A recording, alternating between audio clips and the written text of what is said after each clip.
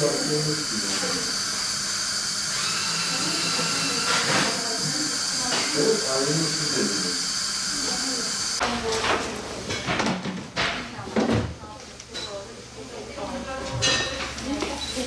kesici bir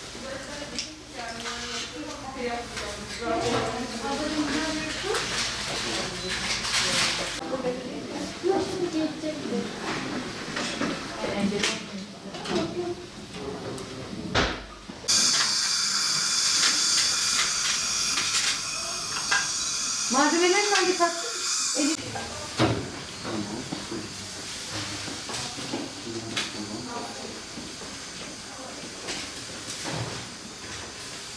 Altta koyulu kaninin izlerini al. Tamam. Üstte de kaninin izlerine koy. 8. sal kanini. Kaninler mevzulide olsun.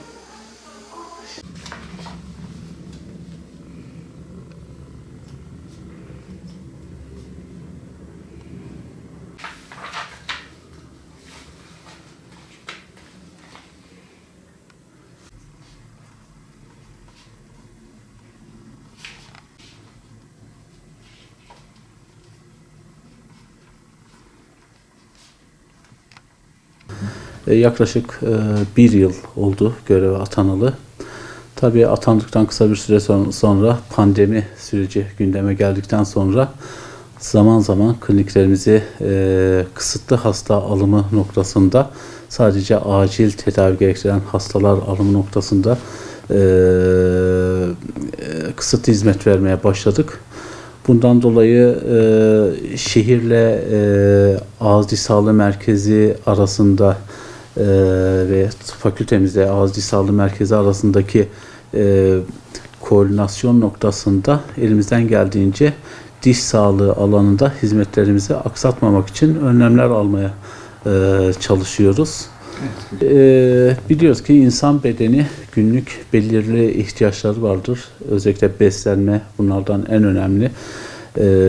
Günlük besin ihtiyacını aldığı zaman da en önemli organ olan diş bölgesi, ağız bölgesi sağlığının vücuttaki önemi ortaya çıkıyor. Bazen diş rahatsızlığı yaşayan hastalar vücudun farklı bölgelerindeki rahatsızlıklarda biraz daha öteleme durumu gündeme gelebilirken dişte böyle bir lüksümüz olmuyor. Bir diş ağrısı çektiğimiz zaman beslenme ciddi anlamda insanları bir sağlık problemi anlamında zora sokuyor. O yüzden özellikle akut ağrı noktasında vatandaşlarımız çok acil gelip hizmet bekliyorlar ve bu hizmetteki hizmet kalitesindeki aksamalar bizi de biraz eleştiri almamıza neden olabiliyor.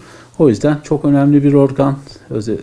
Kronik rahatsızlıkların birçoğunun temelinde diş sağlığının iyi olmaması yatıyor diye birçok hekim dile getiriyor. Gerçekten de ağız ve diş sağlığını korumak bir toplum sağlığındaki bilinci oluşturmak adına çok önemli. Biz de bir eğitim kurumu, aynı zamanda bir sağlık hizmeti üreten bir kurum olarak bu konuda hem bilinçliyiz hem eğitim anlamında toplum halk sağlığını koruma anlamında üzerimize gelen düşen görevleri elimizden geldiğince yerine getirmeye çalışıyoruz.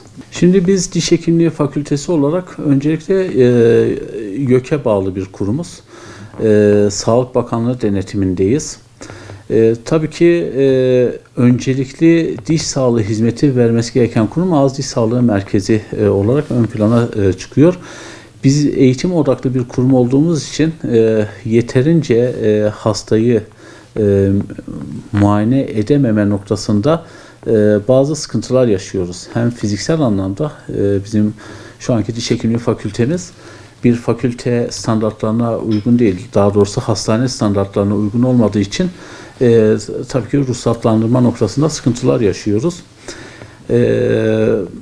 Ancak yine de öğrencilerimizin klinik eğitimlerini uygulamak adına neredeyse ağız diş sağlığı merkezi kadar hasta alımı noktasında emek veriyor hocalarımız, asistanlarımız sağ olsunlar. Şimdi Bahsettiğiniz konu pandemi sürecinde tabii çok sıkıntı yaşıyoruz. Çünkü Ağız Diş Sağlığı Merkezi'ndeki diş hekimlerimiz de filyasyon ekibinde görevliler. Onlar da yani boş durmuyorlar ama oranın kapalı olması ve bizim de özellikle aerosollü işlemler dediğimiz virüsü yayılımını artıracak bir takım işlemleri belirli dönemlerde, pandeminin pik yaptığı dönemlerde bu tarz klinik hizmetleri askıya almak durumunda kaldık. Serbest piyasadaki diş hekimlerinde olması gerektiği gibi. Ya tabii ki akut ağrısı olan vakalarda anında müdahale yapıyoruz ama bir protez gecikmesinin veya bir implantı yapmanın süresinin uzatılmasının vatandaş açısından çok da tedirginlik yaratmıyor. Ama işte dediğimiz gibi bu akut ağrılı olaylarda anda müdahale çok önemli. Tabii ki krizlerin olduğu dönemler fırsatçılar çıkacaktır. Bu fırsatçılar noktasında da İl Sağlık Müdürlüğümüzün denetimlerinin olduğunu biliyoruz. Sağ olsun rektörümüz bu konuda çok hassas davranıyor. Hem sağlık çalışanlarının güvenliği hem vatandaşlarımızın iyi bir sağlık hizmeti alması yönünde sürekli bize telkinlerde bulunuyorlar. Bu noktada biz üzerimize gelen görevleri fazlasıyla yerine getiriyoruz. Ama sosyal mesafeyi korumak adına ciddi anlamda fakültemizde sıkıntılarımız var. Yani vatandaşlarımız da geldiklerinde görüyorlar. Koridorlarımız çok dar. Mecburen bir kısıtlı hasta alma yoluna gitmek durumunda kalıyoruz. Yani gündüz şu anki aldığımız karar gündüz periyodunda 60, öğleden sonra 50 hasta numara dağıtımı noktasında gece 2'de bile gelip sırayı alayım modunda davranan birçok vatandaşımızın olduğunu, hatta sabah 8'de geldiğinde sıra kalmadığını görüp kızan vatandaşlarımız oluyor. Ama şu anki şartlarda gerçekten ağız diş sağlığı merkezlerinin kapalı kalmasından dolayı biz de çok sıkıntı yaşıyoruz. Özellikle vatandaşlarımızın bu mağduriyetinin giderilmesi noktasında da biz tabii İl Sağlık Müdürümüze, rektörümüze, Sayın Valimizle de görüştük. Önlemlerin alınması gerektiğini bir fakülte olarak vurguladık. Tabii diş sağlığı önemli. Bazen biz de haberlerde görüyoruz. Hekim dışı kişilerin müdahalelerin sonucunda ciddi anlamda sıkıntı yaşayan vatandaşlarımız oluyor. Bir hekim kontrolünde mutlak suretle tedavi edilmesi gerektiğini vurguluyoruz. Ruhsatlı olmasının vatandaşımız açısından güvenliği açısından önemli bir takım yansıması olacaktır. Bir takım ileride sağlık problemleri, almış olduğu sağlık hizmetinde problemler yaşadığında haklarını savunmak adına mutlak suretle ruhsatlı yerlerde tedavi olmaları gerektiğini vurguluyoruz. Ruhsatsız yerlerin olduğunu siz biliyor iseniz bir haber kaynağı olarak bunu da tabii ki yetkili kurumların bir an önce devreye gidip bu noktada önlem almaları gerektiğini düşünüyorum.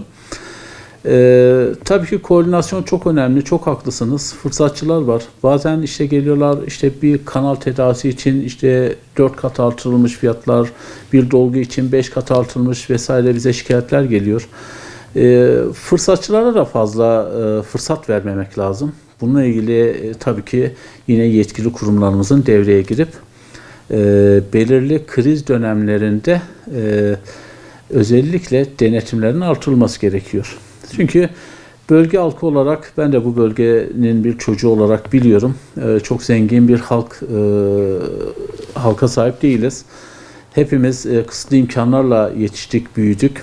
Yani vatandaşımızın yanında olmak, onları desteklemek, bu tarz sağlık problemlerinde özellikle para konusunda fırsata çevirme noktasında adım atan kim olursa olsun, yani bu hekim olur, işletme olur, mutlak suretle ciddi müdahale edilmesi gerektiğini düşünüyoruz. Biz üzerimize düşen görevi gerçekten fazlasıyla, yani bu pandemi sürecinde özellikle akademik ve idari personelim hiçbir zaman kaçınarak iş yapmadılar.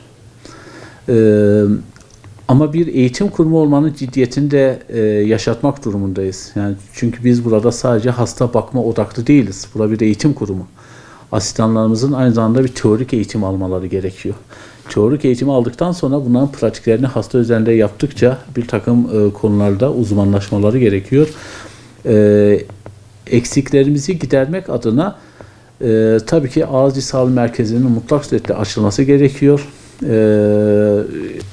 Van piyasasında özellikle çok güzel yatırım yapan diş hekimleri var ve çok güzel klinikler var. Yani biz burada birimiz diğerimizden ayrı değiliz. Önemli olan sağlık hizmetinin kaliteli ama fırsatçılığa dönüştürmeden uygun fiyatlarla vatandaşımıza hizmet etmek noktasında biz pandemi sürecinde gerçekten çok çalıştık, yorulduk. Bir sağlık çalışanı olarak özellikle sadece tıp fakülteleri değil, diş hekimliği fakültelerde bir sağlık kuruluşu bu noktada desteklenmesi gerektiğini düşünen bir idareciyim. Yani bu noktada yetkililerden de özellikle destek bekliyoruz akademisyenlerimize. Hizmet noktasında boş oturmadık. Yani bazen kliniklerimiz kısıtlı hizmetler sunmaya başlamasına rağmen bir periodonti çocuk kliniklerimiz yoktu. Yani hastalarımız Erzurum'a, Diyarbakır'a, Ankara'ya, İstanbul'a çocuklarını götürmek durumundaydı. Biz kliniklerimizi açtık. Şu an çocuk hastalarımız çok ciddi anlamda tedavi hizmeti görüyor ve bundan mutluluk duyuyoruz. Bunun yanında ortodontik tedavide şeffaf plak yöntemi uygulansa dahi üretim noktasında Türkiye'de üretim yoktu. Yurt dışında üretimler yapılıyordu. Şu an Van'da Teknokent üzerinden bir Ar-Ge projesi ile Van'da şeffaf plak yöntemini başlattık. Şu an ortodonti anabilim dalı öğretim üyeleri ve asistanları bu konu üzerine odaklandılar. Yeni bir diş teli tedavisine alternatif bir tedavi olayını başlattık. Yine ortodontik tedavide tel takılmadan önce çene darlığı noktasında sıkıntı yaşayan vatandaşlarda çene operasyonları gerektiriyor idi.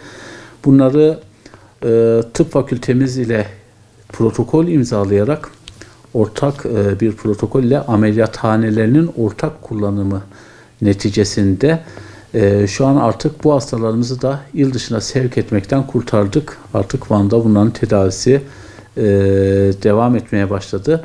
Bu sadece tabii ki bu anatomik kusurlar değil, bazen engelli vatandaşlarımızın kliniklerimize getirilmesi transferinde sıkıntılar yaşıyorduk. Veya operasyonel bunların genel anestezi altında gerekli işlemlerin yapılması gerekiyordu. Bir anestezi uzmanımızı da bu süreçte fakültemize kazandırdık. Bugünlerde göreve başlayacak.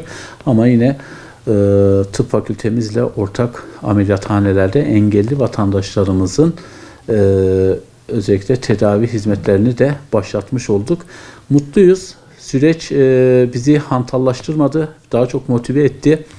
Her anlamda fakültem, idari ve akademik personelimle biz sağlık hizmetini çok kaliteli ve samimi bir şekilde sunmaya devam ediyoruz.